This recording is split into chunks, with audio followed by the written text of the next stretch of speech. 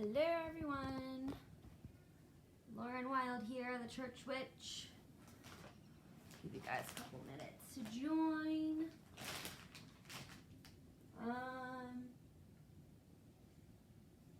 Let me grab a couple of things so that I know you guys can hear me well.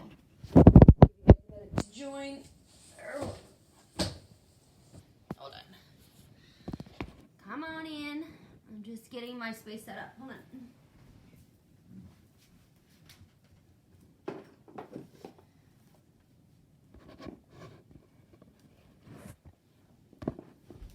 Hold on. Skirt. Okay. There. All right, just give me one sec.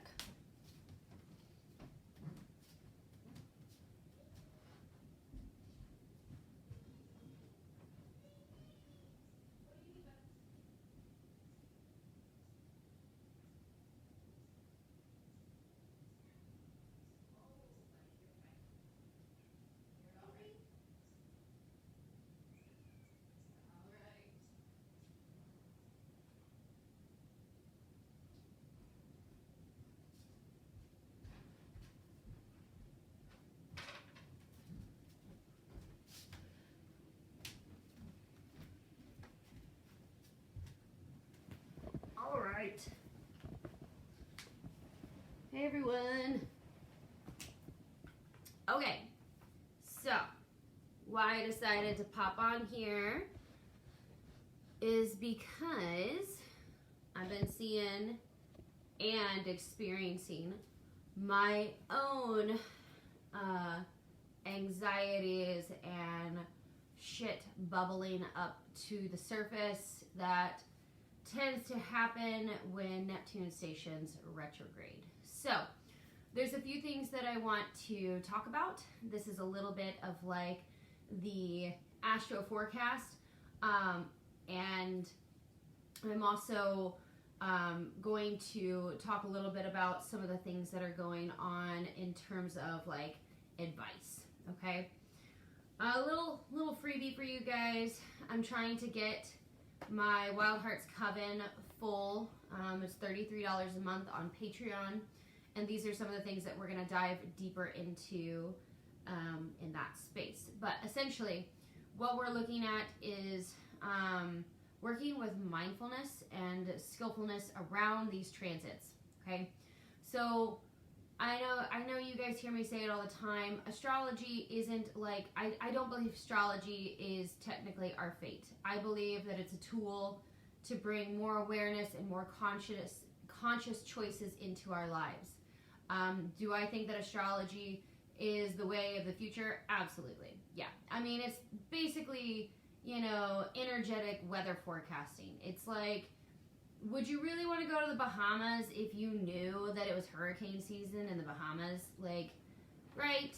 It's just a helpful tool to help you kind of like live your life more consciously. And that's kind of the whole name of the game, right? Like what we're really working towards in this group is what is known as samadhi, right? Which is consciousness. It is like becoming awake and realizing that you are in fact an actual soul, dissolving old ass stories that tie you to these preconceived notions of your false sense of selfhood, right? It is like the most uncomfortable work that there possibly is. And for whatever reason, everyone in this group decided to incarnate at this time, 2020, and be in the process of waking up and also be known as a witch. So like, you kind of signed up for like one of the more harsher understandings of what could be, your incarnation. So my point of all of that is that you got this. We can do hard things, especially when we have a sense of like why, right? Humans need purpose, and then a sense of like tools of like what are we gonna do about it? Okay. So the first thing I want to do is address the energetics. Okay. Neptune, I talk about this all the time. I personally have a really hard time with Neptune. The reason that I have a hard time with Neptune is because I'm very laser focused oriented, meaning like I have Saturn in my first house, which means that I need structure to be successful. Like, I am all about the flow and the feminine and like intuition and like let your heart know where you're going. But I also need the masculine energy of the container of like, what are the expectations of me, right? Like, am I the leader in this situation, or am I going to get to play, right? Like, what's that going to look like for me? And so why this is important is because you need to know these things about yourself, right? Like, when the universe asks you to step up and up level, do you tend to move into perfectionism to like try to meet the goal right away, or do you move into escapism, or do you just like move into like also like being frozen? You know, like, it's important to understand these states that you move into when these shifts happen, and all that is mindfulness, okay, consciousness. And so why that's important is because Neptune brings up the reality of the illusions that we've let ourselves get like tangled into.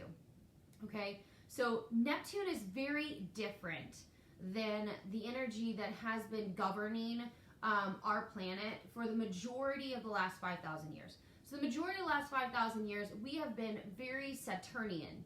Saturn rules Capricorn, and Saturn is about 3D. It is also known as Chronos, which is time. It is about matter, and it is about concrete, all right? Saturn is about concretizing things. Saturn is also it drives Capricorn, which Capricorn's mantra is, I succeed, right? And it's very performance driven, and we all have Capricorn in us, right? And it's just like, it sets a goal and it wants to hit it, and not only does it want to hit it, it wants to be the best at it, right? And so we've been living in that energy of Saturn for so long that people have a lot of Neptune in them. Like, I was reading a client today where it's just like so much Neptune, and Neptune is all about the waters and the mystery and its timelessness, and it is shamanism and psychic awareness and spirituality to like the nth degree. But Neptune's major job is to dissolve things. And the way that Neptune does that is it dissolves the ego, okay? And so we're all like in this really interesting phase right now, right, with humanity, don't you think? Where, you know, COVID is like forcing, you know, everyone to look at themselves like on an individual level. Like, can I be at home by myself, socially distanced for 2 months? Am I going to lose my mind? Like, what do I see when I look in the mirror, right? Like, on an individual. And then on the collective, we're like, oh my God, we're a bunch of racist bigots. You know, I thought I was conscious. I'm not conscious at all, right? And so we're like becoming so rapidly aware. We call this like a hyper aware or a hyper conscious state. And what happens if we do not have skills in those spaces is that we can just get really driven towards like production based ways of not getting kicked out of the tribe. Or we can move into escapism, or we can move into defensive, right? Like a defensive ego protecting behavior. These are all very, very much wired into us from truly like a survival evolutionary standpoint, right? And so what's happening though is that humans are becoming more conscious, more aware, and we have more tools. We're more aware about who we are. We're more conscious of how our brains work, and, you know, polyvagal theory, somatic experiencing, trauma, attachment theories, like all of these new ways that we're able to understand ourselves and put names to the things that we're experiencing. But where Neptune comes in is that Neptune is all about the illusion, all right, or Maya. It is like the screen that we like, you know, play. Or if you think of Plato's Republic, where, you know, there were like these people in a cave and there was these shadows from these puppets, and all they saw was the shadows on the cave wall, and they thought that's all the world was, right? And then they were able to shine a light on the puppets and realize there were puppets, and then they were able to realize there were people playing with the puppets, and it's just like, you know? And so what's happening is that Neptune is like slowly creeping in, because when Neptune stations retrograde, guess what it does? It pulls the wool off the eyes. It's like, ha! Now you see, all of a sudden, you see like the puppet, you see the puppeteers, you see that it's a cave, it's not the whole world. And it's really, really intense. Every time Neptune stations retrograde, I feel like there's a month of my life that I just fucking cry, okay? Because you're just like, I thought you were my friend, I thought this, I thought that. And what happens is that it's like Kali comes in and just kind of like cuts the illusion away, all right? So Neptune rules dreams, it rules spirituality, but at its deepest core, it is the dissolver of ego, all right? So hold that thought, okay? Dissolver of ego, wool off the eyes, and Neptune rules dreams. So if you think you can escape the reality by, drinking or whatever, because Neptune is very much escapism in its lowest aspect. It's drugs and alcohol, and like escapism type behaviors.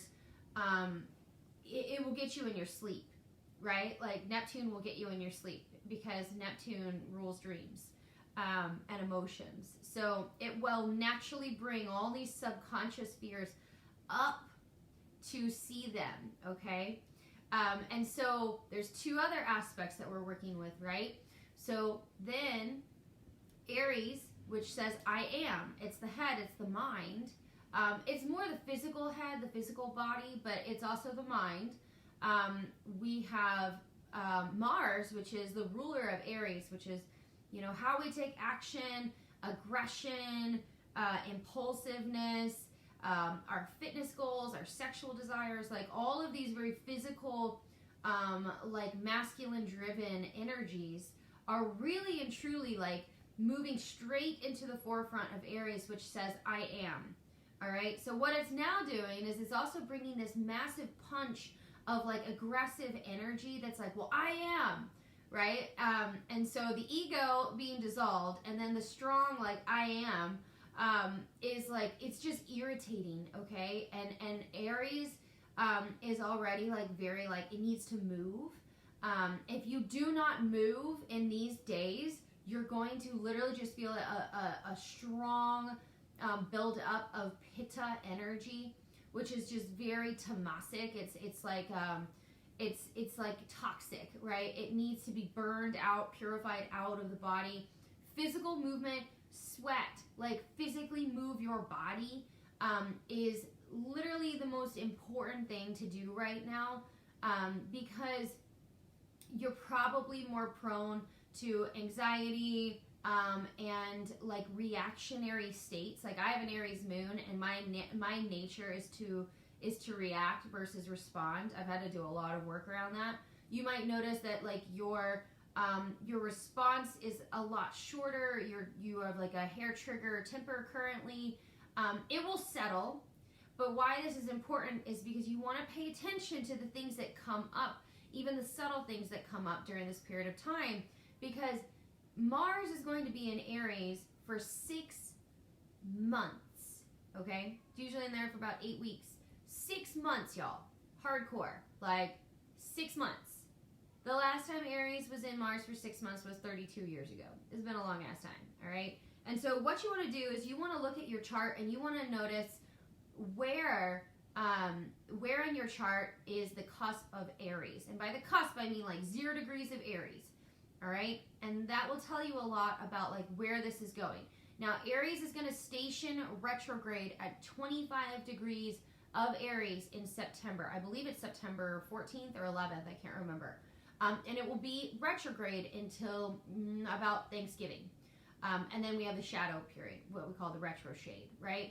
And so wherever Aries is, right, so actually rising Aries, it's going to be all about your sense of self, right? Your self-esteem, how you dress. But the thing you also need to know is that it gives you all this drive, all right? If you can funnel the energy into the correct ways, like if due to your first house, it's like you could get into a fitness routine and lose 30 pounds over the next 6 months because it's your first house, right? So it's like there's so many things about it that's like all astrology is consciousness. If you become conscious of what Mars energy is and where it's going down in your life, you can consciously choose as to how you want to manifest that energy. You can direct the energy where you want it to go versus like it being unconscious and hitting you like fate, okay? So for me, like I'm looking ahead to the future, not because I'm like, oh God, oh God, oh God, but because I'm like, I know it's going to land in an exact exact conjunction to my Aries moon at 25 degrees in September. And that's going to be really heavy because that's my moon, which is my emotional filter. That's going to be very heavy. And so the thing about Aries is all about independence. It is about self-reliance. It wants to lead the pack, and it just naturally in its own right wants to go alone. Okay, it is very much the individual, and it just wants to kind of take it all on its own. And so, like, I know that I'm very driven towards just doing everything by myself, even though my Libra sun is like, everybody, everywhere, let's be friends. Your moon is your most instinctual state, right? And so what we're talking about here is bringing consciousness, right? And I always share my stories because it's the only story that, like, I know personally, and it's always from self to other for me. And so what I would invite you into is when you go to your chart, you look for the little sign that looks like a V, right? It looks like ram's horns. And you want to look like down to the outer rim of the wheel and see there's little numbers and see what number of the house it is. It could be split house, right? So like for me, it's going down in my 5th and my 6th house. So the house of like my voice and my children and my sexuality and my relationships, as well as like my work, my career, my sense of service, my physical health, and my body, okay? So it's like, I know that those are like the focuses that are going to come very strongly into play over the next 6 months of my life, all right? Now, the other thing about Aries is that Aries is really brash, right? It's super impulsive, so you have to slow down. You got to like, you know, really put some like barriers in between choices, and really just like ask like, okay, depending on how strong of a reaction I have on this, I need to wait this many days before I make a decision, okay? Like, this has been incredibly helpful for me, right? Because Aries is very instinctual, and it's just like, its instinct is to just be like, no, I will go alone. I got this, right? Like, I got this. And so, unless you really know you want to channel that individual, you know, energy, and you want it to stick, be mindful, okay? So now we've talked about Neptune bringing up, like, you know, taking the wool off the eyes and bringing up this sense of like the secure worlds that we have being dissolved out from underneath us. Also bringing up all these deep subconscious, even for some people, super subconscious emotions to the surface, whether we're awake or asleep, to be seen and dealt with. Neptune is also healing, okay? Neptune is also salt water. It's the ocean. It's healing. But, you know, water, she may be soft and healing, but she will also drown your ass, so just be mindful. And then, you know, Mars moving into Aries the first couple of days is always going to be very telling about what the transit will look like, knowing it's a 6-month transit. And then the other piece would be it's Cancer season. Cancer season is by the crab, so we could have issues around our emotional health come up. We could have issues around our homes. Like, we could be very focused. I was shopping yesterday, and I realized I started to chuckle to myself. I was buying some new bras, and I realized that it's Cancer season, and Cancer rules the stomach and the breasts. And I was buying like 4 bras, and I was like, oh my gosh, that's so funny. So it's very driven towards the body, but it's more driven towards like the stomach. You might have digestion issues come up. You might all of a sudden have anxiety issues come up. Cancer people are very gut center instinctual beings. Like, you feel it in the gut, whereas like a heart centered, this is getting more into the Enneagram, but like a heart centered person is very driven by the heart, right? And then we have mind focused people that are more contemplative and driven by the mind. The goal is synergy between all three, to have a working unit between all 3 aspects. But this might be a great time to start implementing probiotics, shifting your nutrition to a healthier regimen, cleaning up your house, purging your house, creating more of a focus around creating a sense of comfort and security in your home. You know, beautify things. If you've got like a project you need to work on, use all that new Aries and Mars energy by completing the projects in your home. And then Also know that relationships with your mother might come up to the surface for the next, few weeks. Now, we are getting into also what's known as a cazimi. A cazimi is when Mercury and the sun meet. All right, Mercury is retrograde in Cancer, and so this is going to flash us back to a year ago. What were we doing in July a year ago, and then the year before that? Okay, because those are the 2-year stories where we've been working the nodal axis, which takes me to my final piece, which is we are in the final phase of the summer eclipse, which is going to land at 13 degrees of Capricorn. Okay, so we are bringing closure to a 2-year story, but on a larger note, an 18 to 20-year story. Okay, so just for some perspective, the last time that the nodes were in Gemini were when the Twin Towers fell, and Gemini is the twins. So, think about what was going on in your life about when the Twin Towers went down, and that will help you understand, and bring up some memory as to what was going on in your own personal life. All right, you might want to journal some of those things. And then the thing is that, the nodes of the moon are at 29 degrees of Gemini and Sagittarius. And where this past weekend was, Mars was at 29 degrees of Pisces, about to come into Aries, and Mars, which is aggression and conflict and taking action, was in a square, a conflicting, like a blind spot, a conflicting aspect to the nodes. And what that does is it asks us, we are coming to the completion of a 2-year storyline. In the greater scheme, an 18, 20-year storyline, do you want to keep living the same story, or are you ready to change the story? Okay? So it's look around your life. You might realize that old shit is coming right back up, almost functioning like it's here in the present moment. And the reason for that is because the universe is looking for cues for you as to whether or not you want to keep living out this story or you want to flip the script. All right? So I always share my own experiences. I'm always very transparent with you guys because I think good leaders should be. And that is I got a huge fight with my boyfriend this past weekend. An ongoing, a 3-day fight. And luckily he's so fucking grounded in his earth, and he's done so much work that he's so secure and he can just hold it and not budge. But I kept going back to this story that I need to be independent. And I can't trust people. And it's better off if I'm alone, right? This story that is very, very old for me. And it took 3 days. 3 days of consistently feeling the security that shit wasn't going to change just because I felt a certain way. And that's what I needed in that situation to move through. Was just this deep sense of I have community, and community that knows my weirdness, my quirkiness, my ADHD tendencies, and still loves me and can hold me in it.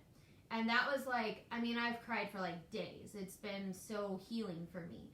And so it's important that you stop and notice, have major triggers come back up to your life where you're that is an age-old story. Okay, and you want to look around and you want to notice, do you feel like you have the support yet to get through the other side of that story? Do you need to take another 18 to 20 year cycle, or are you ready to shift out of it, right? And so what I had to do was what's called noticing and awareness patterns. And so one of the things that I would task you guys to do is get your journal, and for the next 3 days, if first thing in the morning when you wake up, just depending on what your anxiety is, and you have to understand that I was having this conversation with one of my clients this morning, and that is the people that are in this group, we're not neurotypical people. And what I mean by that is that we are deeply empathic, and then beyond that, most of us are starseeds. And what a starseed is basically an implant of consciousness that this person literally vibrates at a higher frequency that is higher than that of the 3D Earth. It is a very uncomfortable vibration.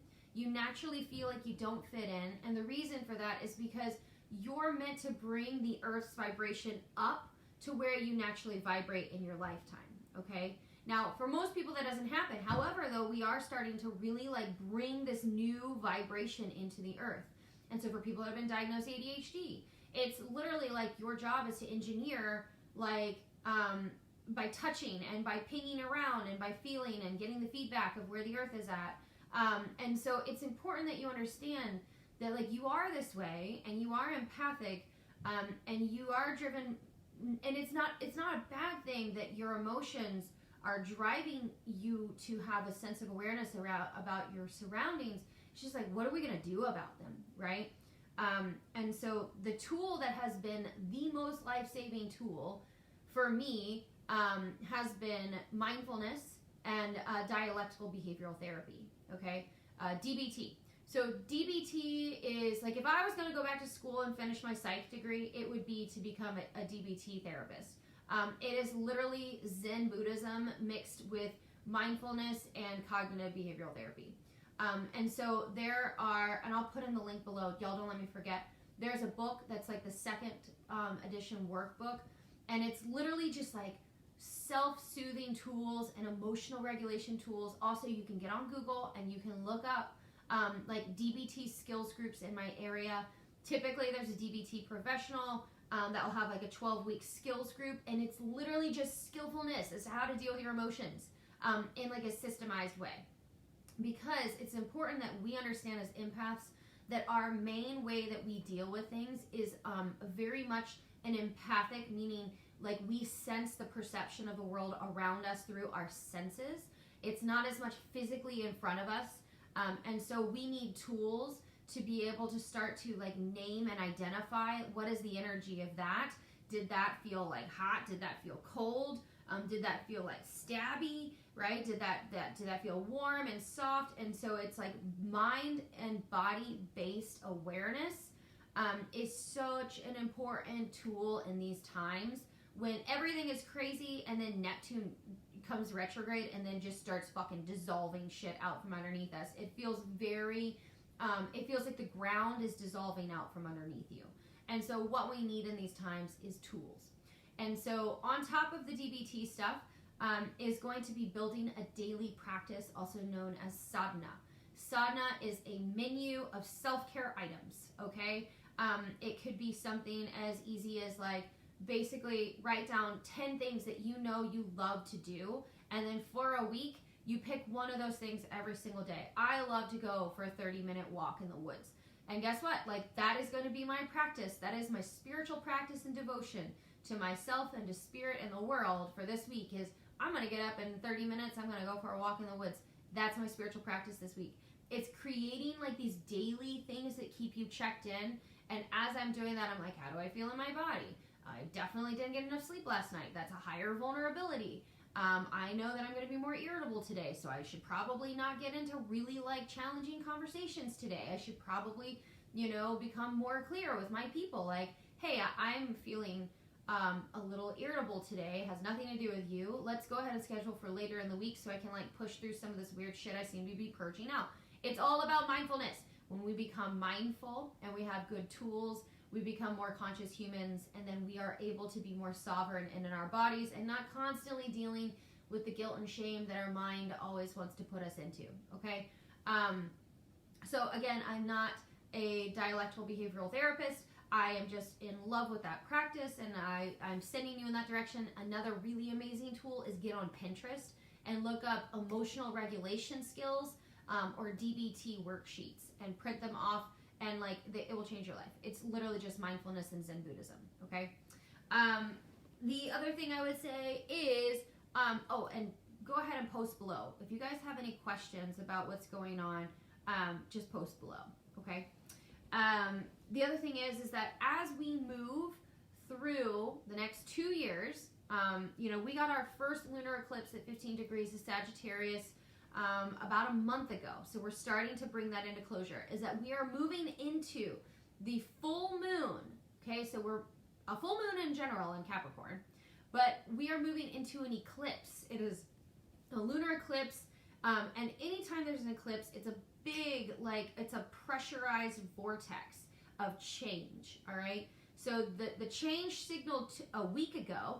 We're right smack dab in the middle of it, and we move into that closure portal where there's a 2-week portal here that like the craziest shit just gets eclipsed out of your life, and then you walk through the door, you know, on that full moon, lunar eclipse, and you come out the other side, and it won't look the same, okay? So there's just so much change in the air, and so be mindful. We're witches, all right? We have this high vibration where we focus our energy is where it's going to go.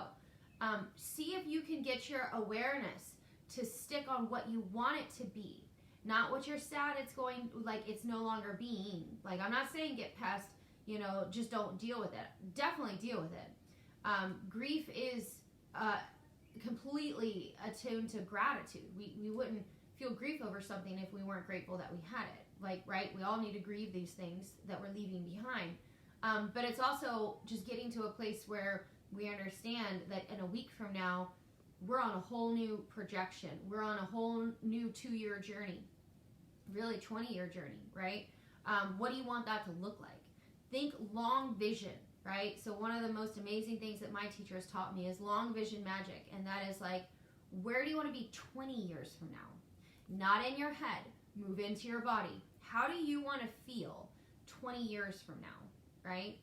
How do I want to feel even 2 years from now once we get into the Taurus Scorpio axis, right? Like I want to feel like I have more control over my mind. I want to feel more peace of mind. I want to feel more of this sense of like secure attachment in relationships with people that I love and I care about. I want to have healthy habits and routines, you know, with my nutrition and my body. I want to feel really rooted and secure 2 years from now, right? So it's like, how do you want to feel in your body? This is what we call like waterproofing your spells. One of my teachers taught me this, and that is like, you know, you can definitely say, you know, I want to manifest $10,000, and if you don't put, you know, like aspects to it, then you might, you know, get hit by a car and end up with a check for $10,000. So you want to put like limitations on the universe, and you want to say how you want it done, right? So by feeling it in your body, by embodying the energy that you want to live into 2 years from now or 6 months from now, you want to feel it in your body, all right? I also do what's called anchor points, which is like, are you sitting on a blue couch?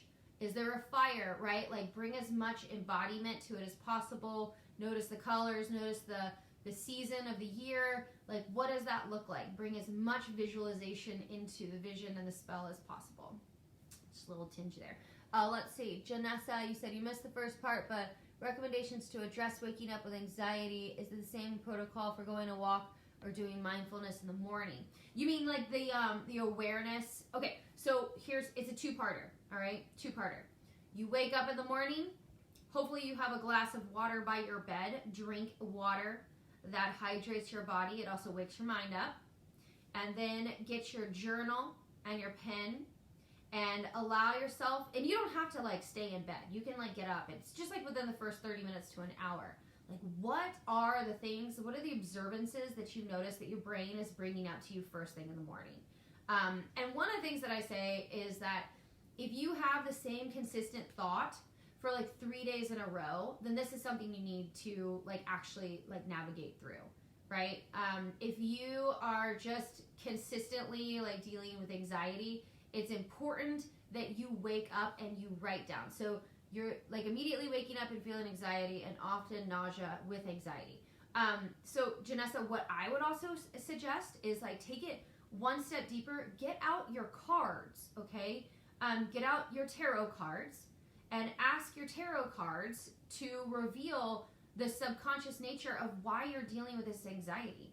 It is the most powerful tool, self-growth tool in my opinion, is using your tarot cards to project out what's happening in your mind and body in front of you like a mirror. That's all tarot really is just bringing consciousness to unconscious understanding. So really just like get your journal out. And one of the things I like to do is I will pull 3 cards, right? So the card in the center is like, what is the situation? And then the 2 cards to the other side are like surrounding information, okay?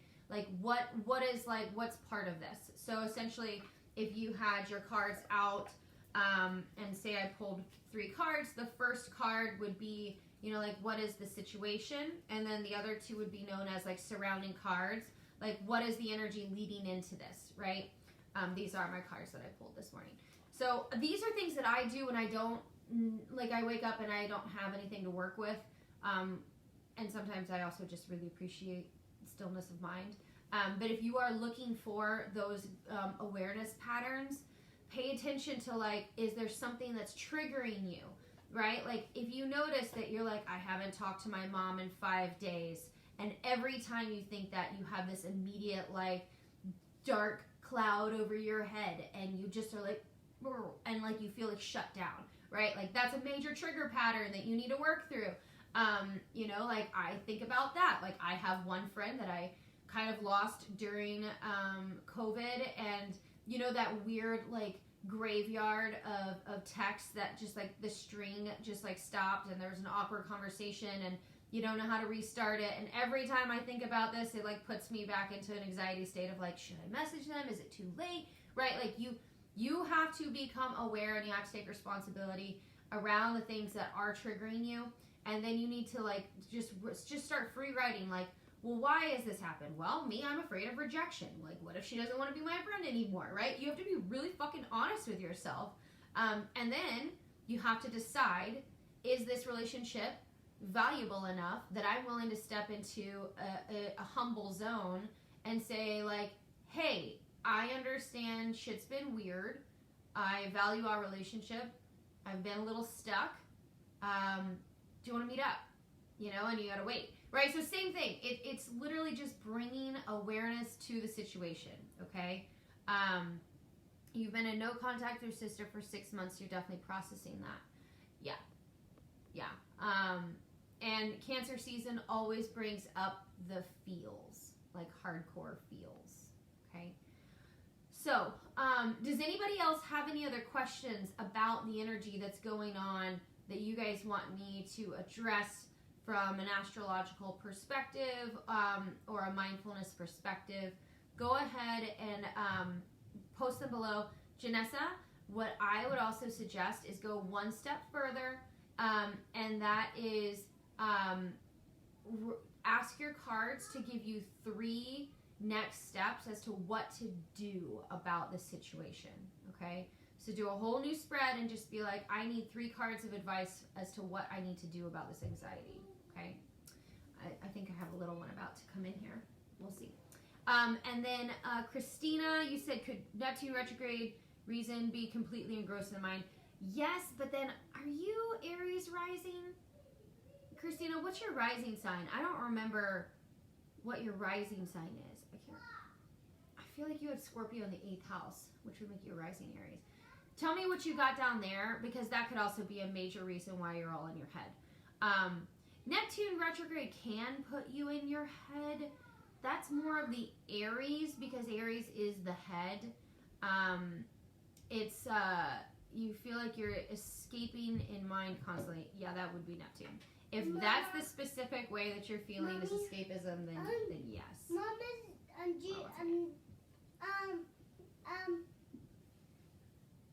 yes. Solomon is pooping and done pooping. Solomon's pooping. Thank you. And him done pooping. Okay, can you please tell him to hold on? I'll be right there. I'm on a video. Okay. Mom life, y'all. Mom life. Okay. All right, close the door. Dear Lord. Okay, Kylie, you said you're a late Pisces. Of the late degrees Pisces. So that would mean that Neptune stationed retrograde in your 12th house, which is very much the mind, the super subconscious. So bringing up stuff from way, way, way below. Yeah, for you, I would also suggest get on like the Insight Timer and see if you can get into Yoga Nidra, or like ASMR, something that's gonna go like way down lower, below like the subconscious layers to kind of like help pull that stuff up for sure. Let's see, Kylie, my favorite book for tarot. I love Biddy. Biddy Tarot's like big ass book of tarot interpretation. Dude, Biddy is like such a pioneer for tarot self-growth. I wish that I would have found her like earlier in my tarot journey. I think it would have really helped soothe my mind around tarot and all my triggers with Christianity. But Biddy is like such a fucking badass when it comes to tarot, and her perspective is very similar to mine. It's very much like self-growth oriented. That would be what I would say. And then Julie, your son benefited from DBT. Yeah, I mean DBT is like it's literally Zen Buddhism, mindfulness, and cognitive behavioral therapy. Like it's just amazing skills as to systematically deal with emotions that you just need to categorize. Where you're like, it's really hard, and I always tell people and myself, have grace for yourself, because being an empath is like your first language is invisible, and we're all just trying to figure out the ABCs of our invisible language, right? While the whole world doesn't understand our language. So just move slow and consistently. So my son is now crying, which means that I have to go in there and deal with poop. So that's great. Y'all go ahead and post below if you have any other questions. I'm going to share this also on Patreon, and then I'll have it as a link up in YouTube, but it will be private so that people can't see anyone's names, and then I'll share the link so you guys can come back to it if you want. But I gotta go. If you have any other things going on, let me know. But essentially, wherever Aries crossed in, or wherever Mars crossed into Aries, is going to be where you're going to see a bit of an eruption with frustration, conflict, and impulsive behaviors, right? It's also, on the flip side of that, going to give you a lot of energy. Mars in Aries for 6 months is going to give us a lot of energy that we have to learn how to like focus it, right? Or it could just create just so many burned bridges in our lives, right? And that might be the exact thing we need to do. Is one of my favorite mantras is let the bridges we burn light the way forward. But just be mindful that you want to do it, okay? So, all right, guys, I'm going to pop off here. I got to go be with Saul. I love you guys. I hope you are doing well. Let me know how you're doing.